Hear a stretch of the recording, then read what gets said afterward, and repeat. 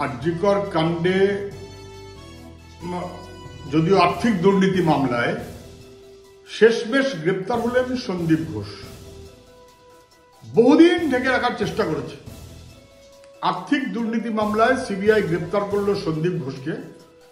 রাজ্যের প্রশাসন যাকে ধামাচাপা দিয়ে সাহায্য করার সব রকমের চেষ্টা করেছিল। কেন গত 1 বছর ধরে আর্থিক দুর্নীতি মামলায় কিছু হয়নি?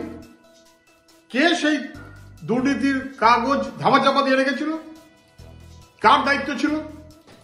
ভিজিলেন্স সহ নানান জায়গাতে ঘুরেও কিছু করতে পারেনি। এই উত্তর তো মুখ্যমন্ত্রীকে দিতে হবে। শেষমেশ সিবিআই গ্রেপ্তার করলো আর্থিক দুর্নীতি মামলায়, কিন্তু আরজিকর বিচার চাই, ছেড়ে দেয় যাবে। নির্যাতিতা খুন হলো, ধর্ষিতা হলো, তথ্য প্রমাণ লোপাট করার ব্যবস্থা হলো।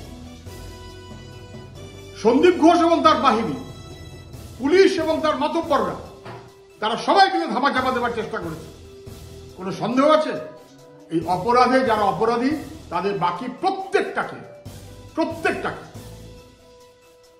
যতক্ষণ না পর্যন্ত গ্রেপ্তার করা হচ্ছে ওপর নিচ মাথা পর্যন্ত, ততক্ষণ পর্যন্ত নির্যাতিতা শান্তি পেতে পারে না। আপাতত বাকিদের গ্রেপ্তার কবে হবে তার অপেক্ষা।